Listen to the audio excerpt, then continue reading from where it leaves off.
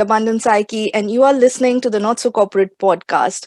And today I have an amazing guest with me. Tam Hunt is a lawyer, writer, and scholar who has developed the general resonance theory of consciousness. He has written for the Scientific American, Tricycle, and many other publications. He has written two books on philosophy and spirituality, the 2014 Ego Eros and 2017 Mind World God.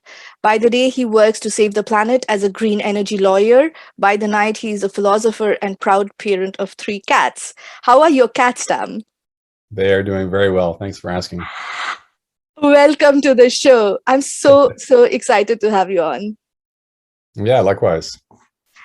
Right. So if I go back to the beginning, Tam, how did you get into law? And then how did you know that you wanted to work with energy and saving the environment? Yeah, I was actually always on track to do a PhD in some area of science related to biology or oceanography or climate science. And I actually did intern for a couple of summers at the Scripps Institute of Oceanography, working on paleoclimatology when I was at UC San Diego. I got a degree in biology there with a focus on evolutionary biology. But in my, I think, junior year, I was taking a class on climate policy and talking about it with a friend on the bus one day. She was like, Tam, you're so passionate about this stuff. You should go to law school. I was like, that's not a bad idea. Because I've been working as an intern, like I mentioned, for a couple summers, and it wasn't super exciting. The people in the lab worked very long days, and when they finished, their PhD, they worked very long days doing the same stuff as a professor or whatever they would be as a researcher. And so I was looking for other things, and I decided to go to law school and wanted to do environmental law. It took me a while to actually get to a space where I'm actually doing green energy law and climate change law and policy, which I'm doing, now for the last 15 years. It took me about 5 years to get to that space, but I did get there eventually. And I found, of course, as much of life, timing is everything. When I finished law school, timing was not that good. I finished back in 2001, and that was before climate change law and policy and renewables became a big industry and a big focus of policy around the world. But about 5 years later, it really kind of began growing. And so since then, it's been, an increasingly important field. And of course, we have COP26 going right now in Glasgow, and an increased focus on climate change and mitigation with the Biden administration and around the world. So we're definitely seeing, a nice trend toward desire to really address these issues. I find people rarely know what they want to do when they are that young. How did you sort of know that you were interested in doing something? You said you were passionate about saving the environment and speaking up more about energy issues. How did that come into being? Yeah, well, I guess I have to mention that I was a bit older than most undergrads because I served 4 years in the U.S. Army. So I went to college when I was 18 at UW in Seattle, University of Washington. And I had to leave, long story, but basically I'm actually English originally. You can't tell from my accent, I've been there a long time. But at the time when I was 18, we were still dealing with our immigration status. And apparently they gave me financial aid by mistake. They found it out and they revoked my financial aid. I had to pay it back. So I had to leave college when I was 18. And I was kind of casting around what to do with my life, and joining the military sounded like a good idea. So I joined the military for 4 years, got out when I was 23, went back to college at 23, went to UC San Diego at 24, I guess it was. So I had a few extra years of seasoning to kind of figure out, what I was about. I did a ton of reading in the Army, and actually I attribute that time to, a lot of my education, because self-guided education and, self-motivated education, I think, is usually far better than, kind of canned education. And so when I got to my college experience at UC San Diego, I was very interested in biology, but then the more I learned about climate change and the environmental issues we're facing as a planet, and having certain insights of my own, just kind of looking at what we're doing to the planet, it just seemed, eminently unsustainable even back then in the early 90s. And that's just obvious today, right? So that definitely led to my passion in the moment to decide to go to law school. And then over time, my ability to get into that space as a career. Right. That makes a lot of sense. And yes, I completely agree. Like self-guided education is so much more like it comes from within rather than I know a lot of lawyers, actually a lot of lawyers fall into law because either they think it's an amazing career to have because someone else told so, or because they had a passion for writing or something. That's one thing I hear amongst lawyers quite frequently. But okay, so that's super interesting. So how did your interest in the rest of the subjects like neuroscience, like biology, like spirituality even, how did Hmm. that evolve from law? Because law, again, when I think of law, most people think of very, very left brained, analytical, logical sort of mindset. And how do you then combine, on one hand, neuroscience, on one hand, spirituality and law and environment, all of that together? Because we were talking a couple of minutes back about Hmm. how this is like a part of a package almost. So when I left college when I was 18, I was working at Starbucks and had a lot of free time. Didn't really have friends there. I was very kind of shy and not very social when I was younger. And being in Seattle during the wintertime, I'm not sure if you've been there before, but it's not the most happy place. It rains a lot. It's kind of depressing. Did a lot of reading and just kind of escapism to, divert myself from my current situation and trying to figure out my life path. And I actually recall to this day, I walked into the UW University bookstore on the Ave, as they call it, in Seattle one day. Went to the philosophy section, which was, appealing to me back then and still is to this day. And I found a couple of books, one by Daniel Dennett called The Mind's Eye, and then another one by Douglas Hofstadter called Gödel, Escher, Bach, which actually won a Pulitzer Prize back in the 70s. And eventually read both of those books, and they made a big impression on me and got me thinking about these issues even back then and kind of percolating for a long time. And, it took 20 years, but basically over the course of 20 years, doing a ton more reading and then meeting my current colleague and PI at UC Santa Barbara, Jonathan Schooler, once he and I began chatting as friends, just literally at a bar one night. We ended up talking more and more over time, and he was inspired by my interests and my knowledge, and he invited me to be a visiting scholar in his lab. And that led me to become more serious about my pursuits in, this kind of what was a purely amateur kind of hobby of mine to read about consciousness. And then that led over the course of 10 years to developing the general resonance theory of consciousness. So it was a very long road, but I think these things, frankly, take a long time to percolate. It's a very complex area thinking about the nature of consciousness, and there's a ton of different ideas out there which are extremely different and diverse. But to answer your question more directly, how did I get into all these different things? I do actually attribute not only that initial bookstore encounter with two very seminal books in my life, but also then my time in the Army, as I mentioned earlier, to give me that really strong background in lots of different fields, because I read a lot in the Army. I read about 2 books a week, both library books and books I bought. And again, when you're self-guided and self-motivated and have a lot of free time, you can do a pretty good education process on yourself. And I really attribute that time to give me that foundation, which I think most liberal arts educations today don't give, unfortunately, because you're so distracted and most of it's kind of forced down your throat. So I don't know how to replicate that experience. I wouldn't recommend being in the Army for that experience. I don't like the Army in general. Didn't enjoy my time in the Army very much in general, but I do attribute being in the Army to having that time to pursue that, self-guided education. Yeah, and to be a bit controversial here, I think neither liberal arts nor I think science is also getting to the point where you have almost one school of science that's getting too dogmatic for inquiry. So sometimes I feel like even scientific inquiry sometimes gets a bit dogmatic and not open to questioning. So I guess that's in general a problem that we have with our education system, if you will. Like, we like silos, but Mm-hmm. ultimately in the bigger world, we don't operate biology separately from Chemistry, chemistry yeah, because physics, the yeah. bod- No, the it's body all is one one. world, right? Yeah, yeah, Yeah, no, I'll add to that too. I agree with you on that. And I think, our education system, as good as it is in the US, you learn in high school and college, just introductions to different topics. You're taught how to write a bit, how to think critically a little bit. Then if you want to keep on going, go to grad school and you learn deeper techniques for research and, the field you're pursuing. But a big part of what you learn is what's considered allowed controversy and what's not, and what's considered mainstream and what's not, and what's considered to be a suitable focus for your career, so you're not shooting yourself in the foot from day one by pursuing controversial topics. So our system of higher education is very much structured to promote kind of a groupthink.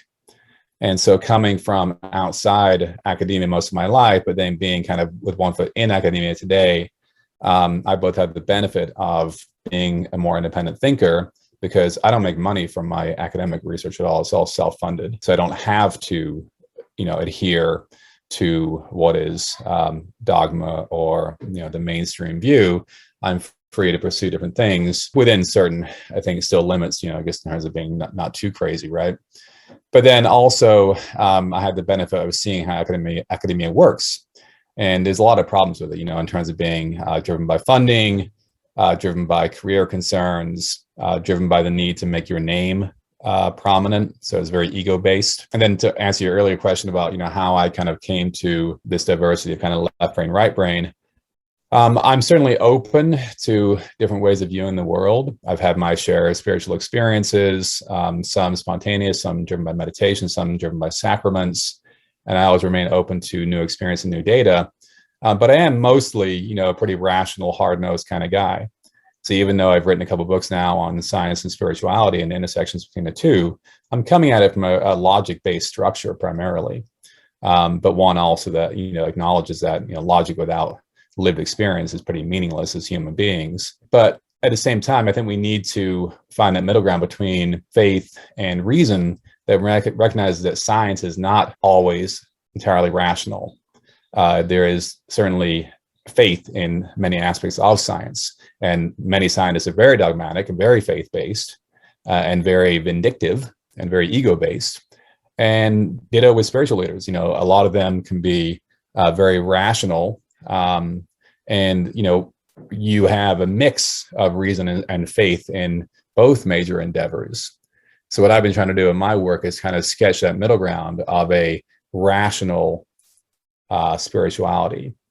And so my book, Mind, World, God, does sketch out that rational spirituality that I find pretty compelling, which is based, on equal parts Alfred North Whitehead's process philosophy, as developed by David Griffin and others, and then also equal parts Buddhism and Vedanta, and even some Christianity, some mystical Christian thinkings.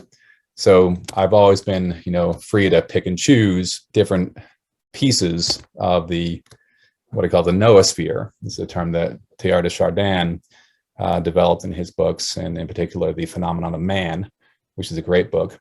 And, we all live in this world, but we also live in a noosphere, kind of the arena of thoughts that surrounds us.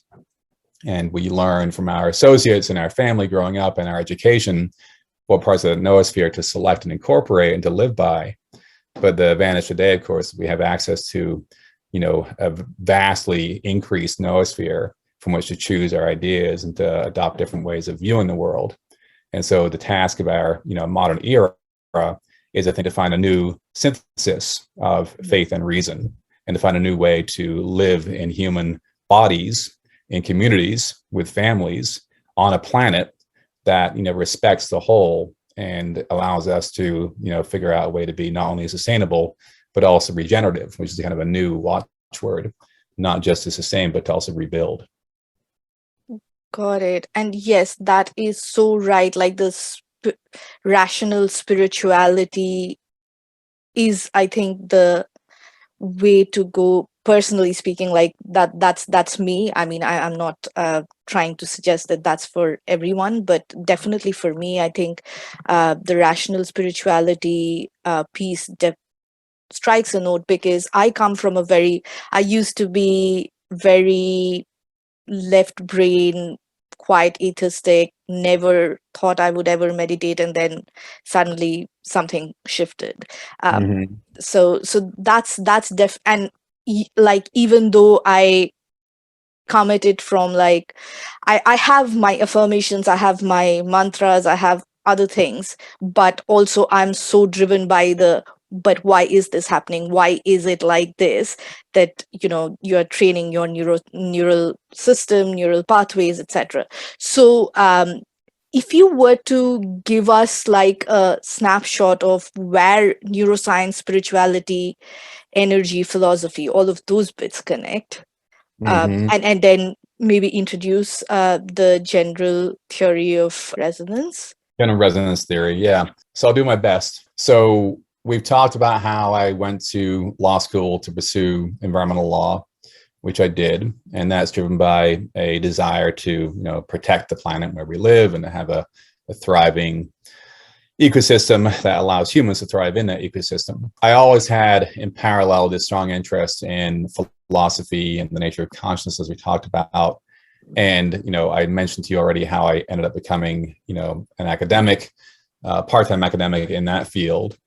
I'm also involved in nonprofit activities here in Hawaii, trying to ensure that my island where I live, Hawaii Island, the Big Island, is sustainable and resilient to whatever disasters come our way. We've had a lot in the last few decades, from lava to hurricanes to financial crises to pandemics to tsunamis.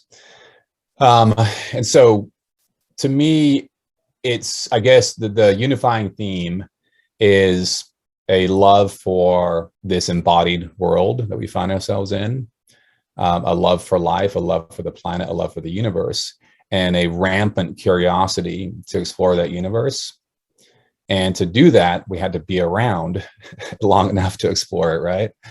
And so if we kill ourselves off before we get out into the universe, it'd be kind of a tragedy.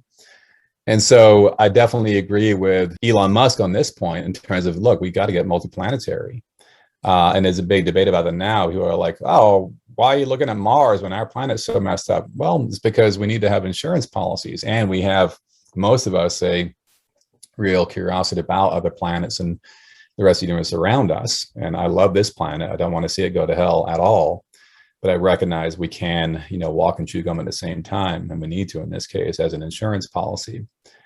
And so for me, it's both, about making sure we have the green energy to survive and thrive in the near term and in the future, but also have kind of a coherent vision that allows us to not kill ourselves off through other things. Because of course, even if we get past this climate crisis right now, which I think we will, there are tons of other things that can kill us off, including AI, nuclear bombs, or combination thereof.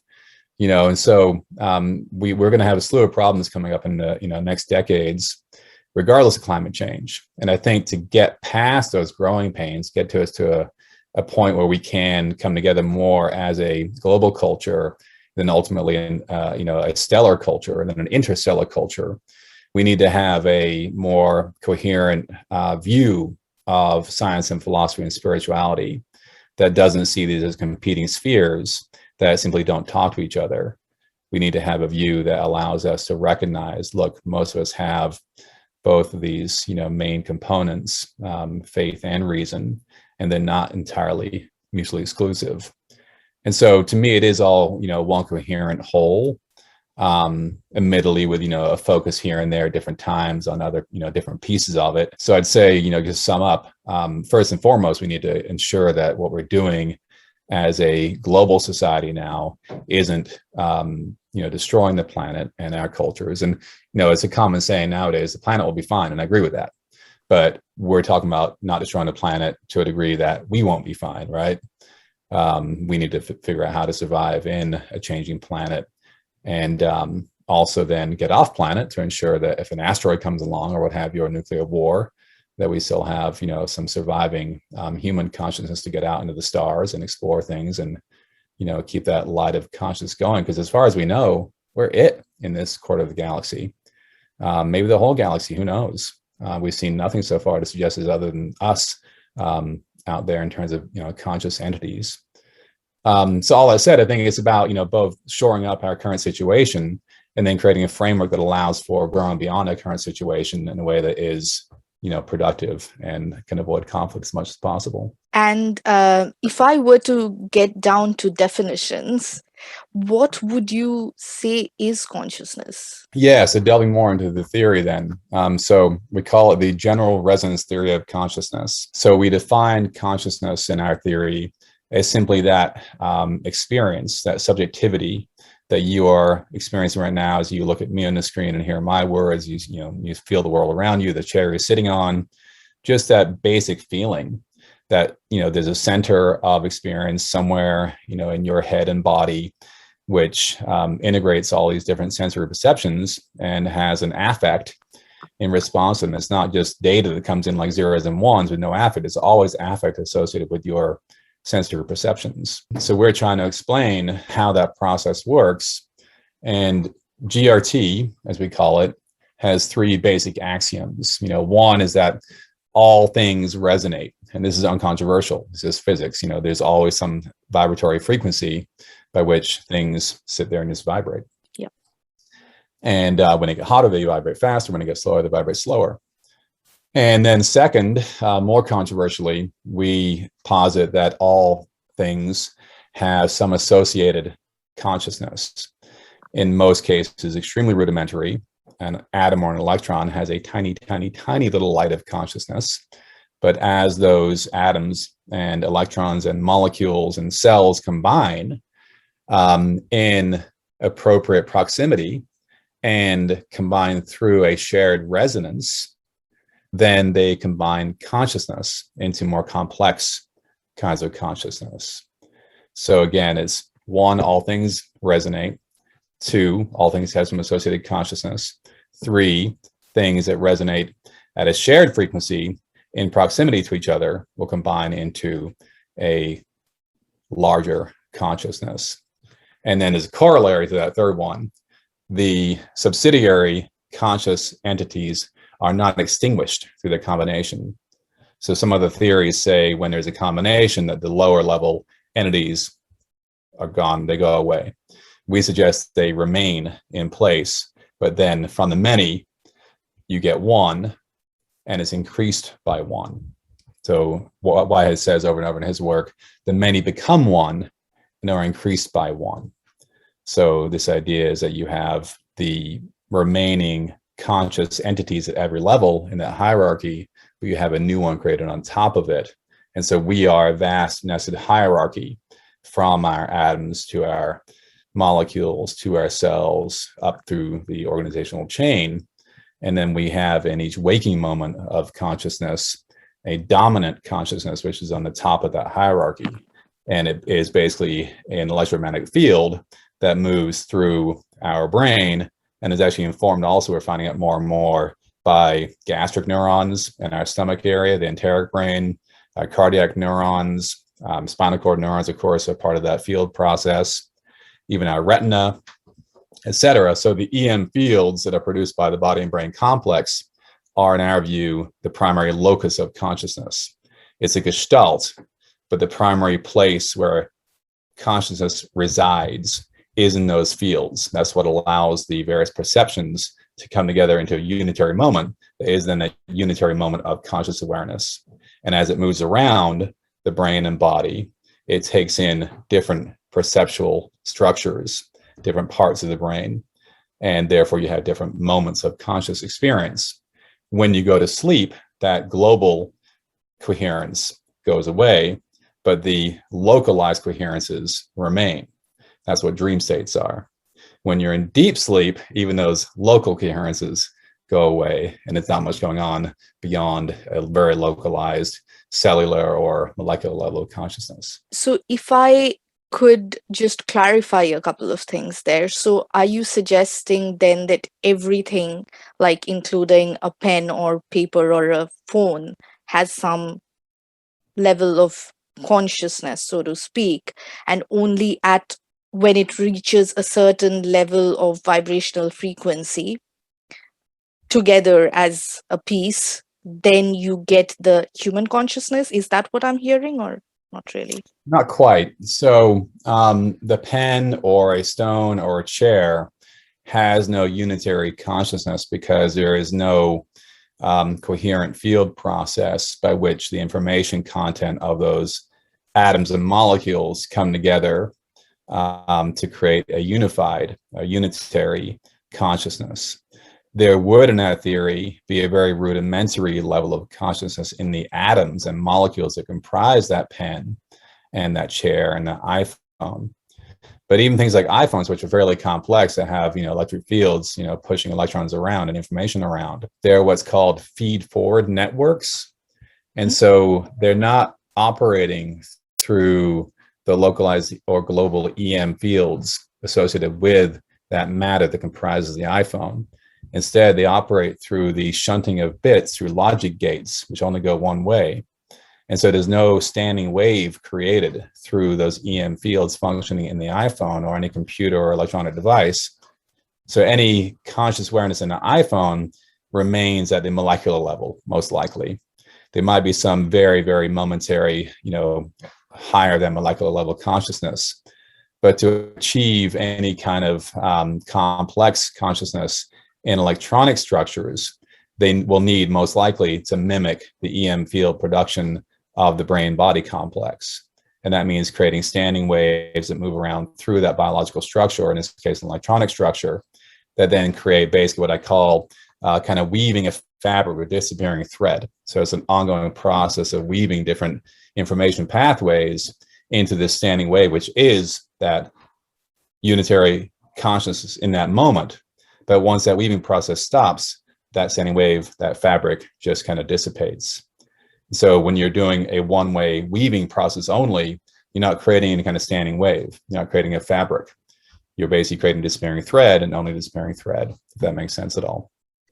Got it. So it's, as opposed to unidirectional, what you are saying is this is multidimensional and with some sort of I'm using neural pathways just because our body runs on that, but some sort of a unifying system that brings all of that together to process that information. It's about the weaving process. It's about that kind of that recurrent pathway process whereby you have information going back and forth up and down the hierarchy and creating, again, this kind of, so if you think of a standing wave, if you think of a whirlpool in your bathtub, that's a standing wave structure, right? So it's dynamic, it's always moving, but it has a certain coherence to it over time, as long as there is water in the bathtub, right? And so in the case of a brain-body complex, a human brain-body complex, as long as you're alive and eating food and drinking water, you have that standing wave during waking consciousness. Once you die, the standing wave process goes away. And so in this case, what you're doing with your brain's EM field, so electromagnetic field process, is produced by any electrical or magnetic activity in the body and the brain. The brain is the primary generator because that's where most neurons are. And neurons have been evolved to manage electrochemical flows. Part of the electrochemical firing process is creation of associated EM fields. We suggest that the EM field production is in fact the primary locus of consciousness, which supervenes on top of the neuroanatomical backbone. So what they call the spike code, the neural firing process, Hebbian learning, etc. Those are all subvenient to the real action in our view, which is the EM fields produced by those processes, which is a higher spatiotemporal resolution than the spike code itself. And so when you think about the brain and the body, there is in fact a global field produced by the brain and body, which emanates a little past the skull. It can be measured by EEG caps, for example. So we suggest that this field being generated, which of course suffuses, it is that throughout the brain-body complex. It's not just a field around it, it's in it and around it. That field is consciousness. So the neural firing is very much part of the process that creates that ongoing field. But the neural firing itself is subservient to the higher level process of creating consciousness in each moment. Okay, so can I again clarify just to understand this? The EM field that is generated as a result of the unifying system, then, does it have to have a specific frequency or vibration? Yeah, a specific vibrational frequency or beyond, or a range, or beyond a certain threshold for us to get to that human level of wakeful consciousness, if I may use that term. Yeah, I mean, so we do have good data, of course, for human EEG that shows that we have 5 identified bands, and these actually aren't entirely arbitrary. When I first began researching this, I thought the names and the band ranges are fairly arbitrary. So from delta, theta, alpha, beta, gamma, this is the hierarchy of slow to faster EEG frequencies, which just means cycles per second of the electrical field being measured by the EEG device, which is a cap you put on your skull. It's got various electrodes that measure the field effects around the skull, et cetera. Very common since for 100 years now. And so the idea is that we have delta dominating and what he calls slow oscillations, even lower than delta during sleep and deep sleep. And then once you transition to waking consciousness, you have theta and alpha dominating, but you also have beta and gamma. And gamma is, we're seeing more and more kind of the hallmark of human complex consciousness. It seems that nature has, figured out how to achieve faster and faster frequencies, and thereby to achieve faster, well, basically, a larger bandwidth for information flows. And so we have various studies from different labs around the world looking at complex tasks and looking also at meditation, interestingly, that show a push toward higher frequencies in the gamma and high gamma range. And so the idea is that the connecting mechanism for the various fields throughout the brain and body is synchronization. And so if you have all these fields just doing their own thing, different frequencies, they don't talk, or they talk very inefficiently because they're like a machine that has different speeds of turning wheels. It's just going to all jam up, right? When those fields resonate at the same frequency, or very importantly, an integer, a binary, or tertiary, a base 3 hierarchy is usually binary, 1 to 2. Then you have far more efficient, like a step change in efficiency for communication pathways from different parts of the brain. And so you'll see, naturally speaking, this is Wolfgang Kleimesch's work and many others, going from delta at, say, its middle range, about 2.5 hertz, to theta at about 5, to alpha at 10, beta at 20, gamma at 40. There's a natural binary hierarchy. But that binary hierarchy does not stop with just the brain's EEG frequencies. It goes much higher to high gamma, and it also goes much lower, things like heart rate variability, breathing patterns, walking patterns, bold frequencies for fMRI. So Kleimesch has sketched out about 15 different, what he calls frequency domains in that binary hierarchy. And so it seems more and more that the way in which nature has harnessed efficient information pathways is by allowing for these binary synchronizations of different information pathways. And so in terms of looking at optimal function for humans, we should find ways to promote those more coherent, more synchronized pathways between different parts of our brain and our body, and our behaviors and our thought patterns, etc. That is really interesting. So is there any specific way that you suggest we can do more of that to bring in those binary patterns into our systems? Check back with me in about 5 years. Right. We're beginning the research process to kind of flesh this out. And, beyond the obvious, things like exercise, good diet, and meditation, and right livelihood, I can't give you specifics at this point in time, but some others are working in this area too. They might not frame it exactly like I am, because I think, what we're talking about with GRT and Kleimesch's work is all quite new. But certainly others have been looking at this notion of coherence, in terms of, both physical and spiritual coherence for some time now. But yeah, I'd be happy to be back on the show in 5 years and give you a better That's answer. amazing. Yeah, that would be amazing. I hope I'm around for 5 more years, but hopefully, yeah. But again, just to delve into a bit of a woo-woo realm, because quite a few people tend to believe in synchronistic patterns of numbers and images that come out repeatedly. uh, does this have anything to do with the rational thinking, or is it just like woo woo out there? Because that's one of the things that I've heard a lot of spiritual people talk about: synchronicity of numbers. And when they see synchronicity in Mhm. pathways, patterns, they sort of follow a particular num- n- n- number vibrations or something, but I never quite got my head around that. Do you have something to say on that? Yeah, I thought quite a bit about synchronicity, and synchronicity is a more specific form of synchronization. And you probably know that Carl Jung coined the term synchronicity after he had observed this in himself and his patients for a while. And the notion is it's a meaningful coincidence, right? So coincidences happen all the time.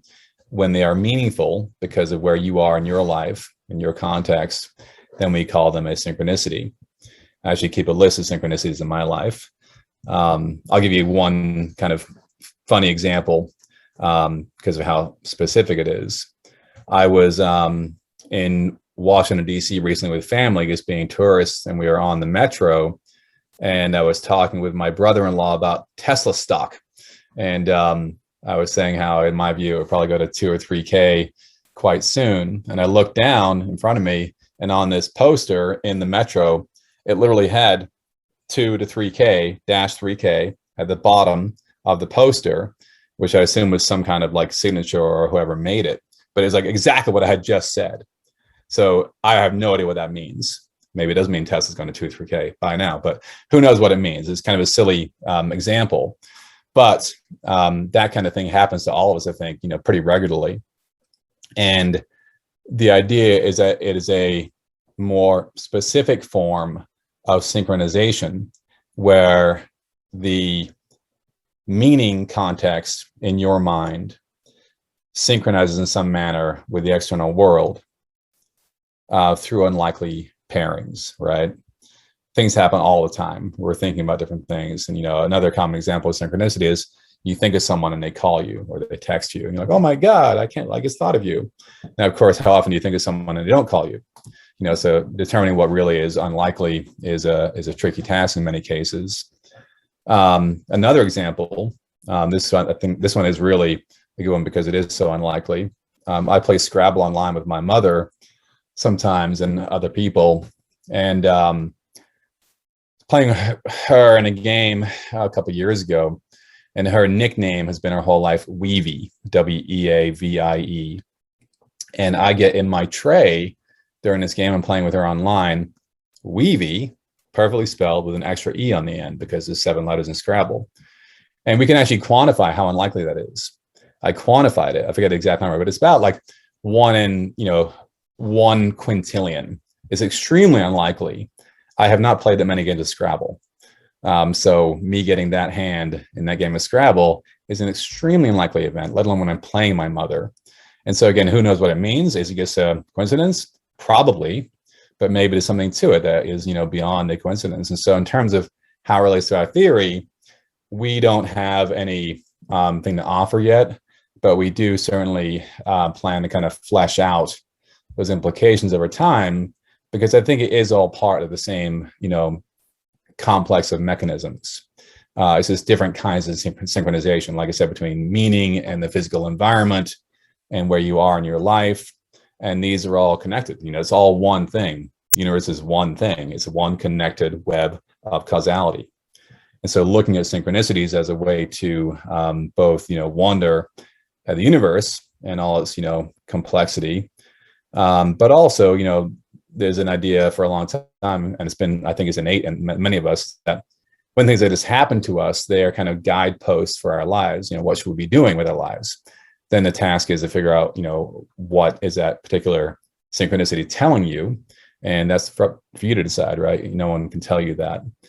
So to summarize my long-winded answer, I say there is a connection between synchrony and synchronization and synchronicity, but we have not fully explored those connections. Got it. And I think just to add on to what you just said, like a couple of things which are very counterintuitive. One, that as human beings, I think we are incredibly good at attaching meanings. So even if it's a coincidence, just because it means something to us, it's synchronicity to us. Mm-hmm. So that's probably one. And then again, very counterintuitively, like you said, that you decide what it means for you, and you use them as your guidepost if you wanted to. And there, I think there comes the big idea around surrendering to something. You decide and then you surrender to that, and then you let the universe or whatever is out there to guide you on in some way. Yep, exactly. Yeah. And I'll add more to that too, real quick. In my book, Mind, World, God, as you can tell from the title, I don't shy away from talking about God and divinity. And, stepping back from my more strictly scientific work, I'm partial to Alfred North Whitehead's process philosophy, which has an accompanying field of process theism. And this is, a non-Christian theism.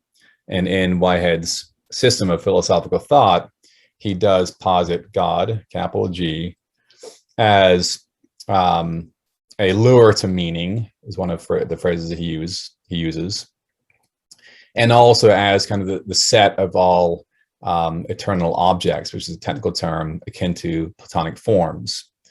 And so the idea is that there is a non-conscious God in Whitehead's system.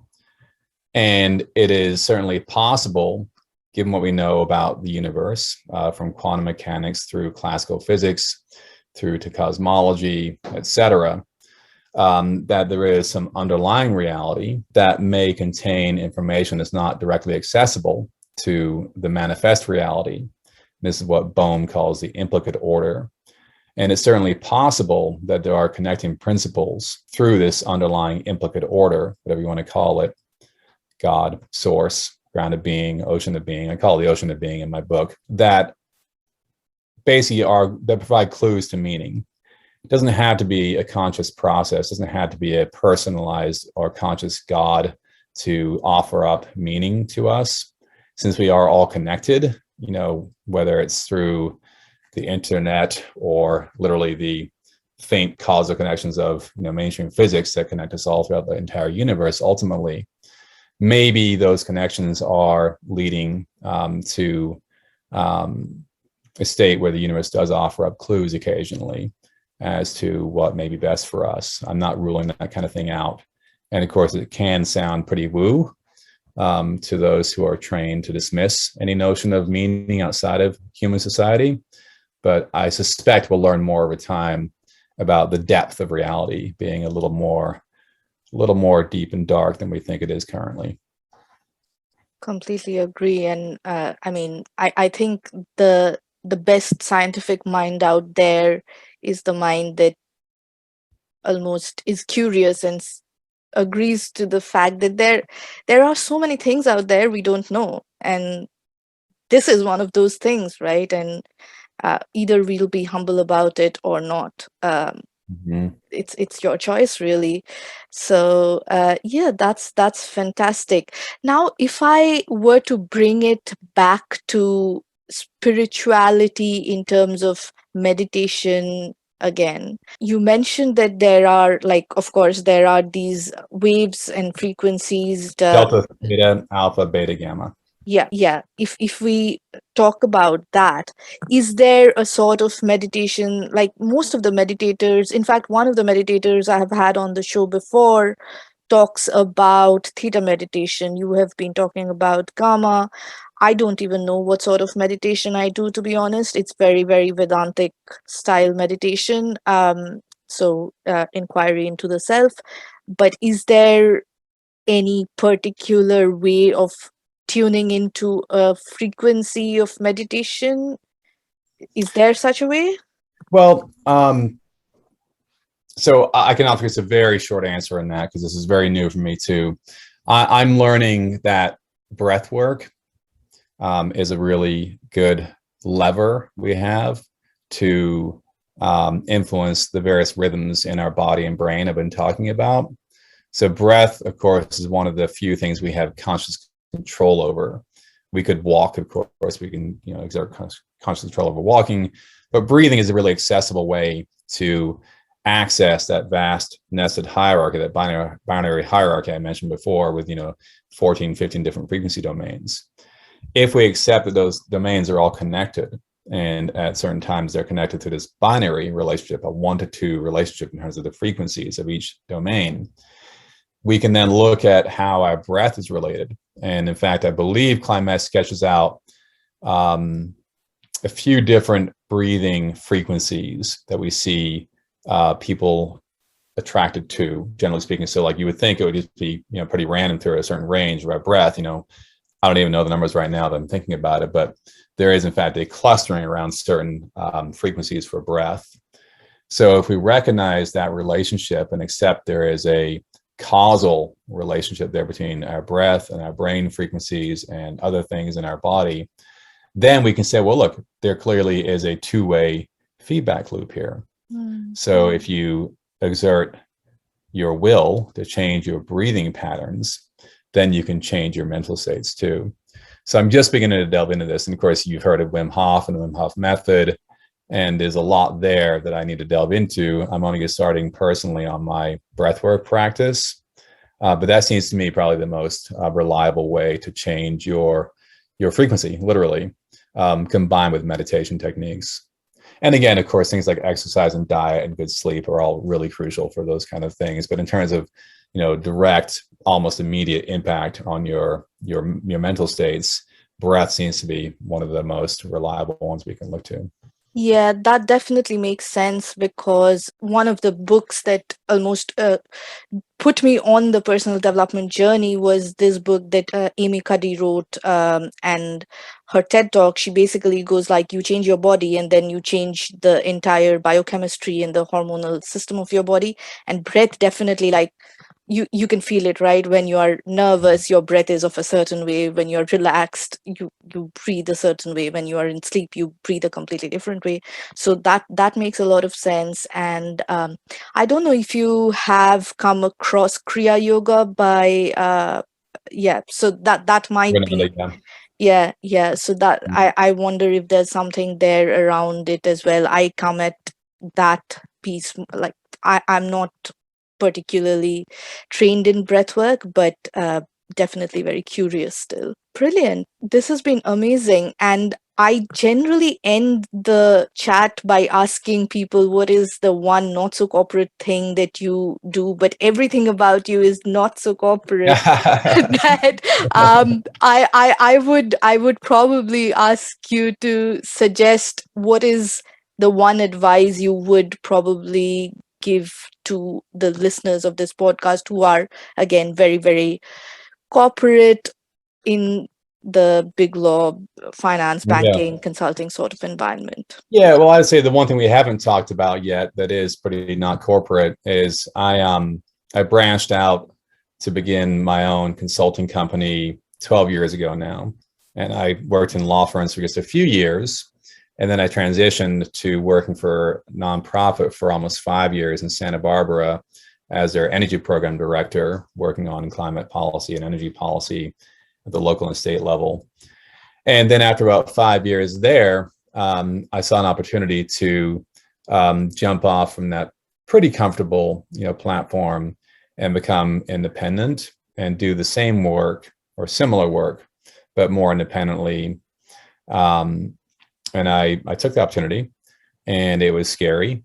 And I had a couple rough years, a few lean years of income, but I got through that, and I got to a point where I'm doing okay.